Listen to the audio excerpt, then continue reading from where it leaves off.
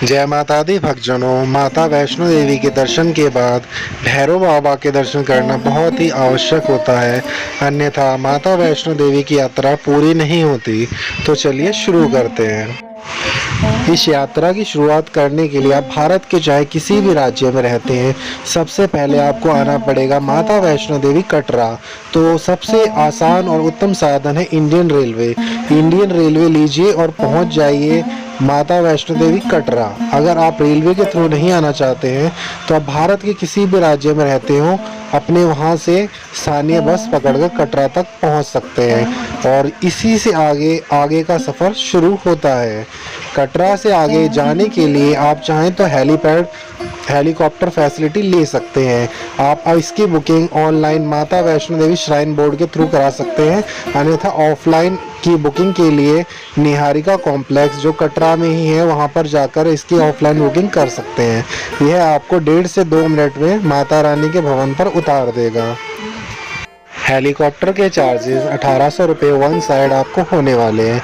अगर आप पैदल जाना चाहते हैं तो आप पैदल भी जा सकते हैं, और अगर आपके साथ में छोटे बच्चे हैं तो उनके लिए आप प्रेम ले लीजिए। और अगर आप पैदल नहीं जाना चाहते हैं तो पालकी या घोड़े की सुविधा का आप लुत्फ उठा सकते हैं। घोड़े की बात करी जाए तो 1250 रुपये एक तरफ का आपको चार्ज होगा और दोनों तरफ का 2500 रुपये।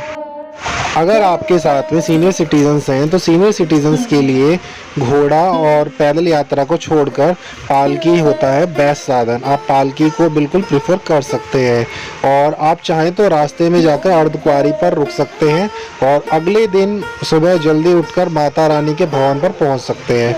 माता रानी के भवन पर जाकर माता रानी के दर्शन करने के बाद में फिर आपकी भैरव बाबा की यात्रा शुरू होती है।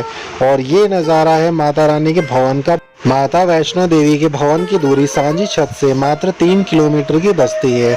आप माता रानी के भवन पहुंचने के बाद माता रानी के अच्छे तरीके से दर्शन कर लीजिए और फिर उसके बाद शुरू होती है भैरव बाबा की यात्रा। भैरव बाबा की यात्रा करने के लिए अगर आपके साथ में छोटे बच्चे और सीनियर सिटीजन्स नहीं हैं तो आप पैदल चढ़ सकते हैं। भैरव बाबा की जो चढ़ाई है वो एकदम स्टीप होने वाली है, तो अगर आपके साथ में छोटे बच्चे और सीनियर सिटीजन हैं तो आप प्लीज़ उसको प्रीफर मत कीजिए। आप फिर रोपवे के थ्रू जा सकते हैं।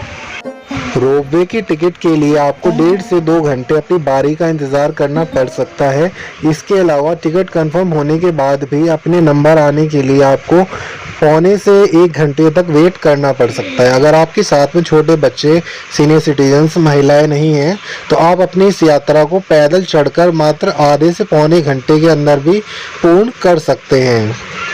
अगर आप रोपवे के थ्रू जा रहे हैं तो आप 1 से 1.5 मिनट के अंदर भैरव बाबा के भवन पर पहुंच जाएंगे, और पैदल इस यात्रा में आपको 1 घंटा लग सकता है। तो फाइनली आप पहुंच जाएंगे भैरव बाबा के दर पर। और ये है भैरव बाबा जी का मंदिर, और यहाँ से इसकी एंट्री है। और मंदिर के अंदर वीडियो बनाना अलाउड नहीं होता है। इस तरफ से आप एंट्री करेंगे और दूसरी तरफ से निकल कर आप बाहर आ जाएंगे।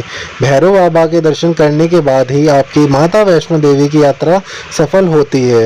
बोलिए जय माता दी।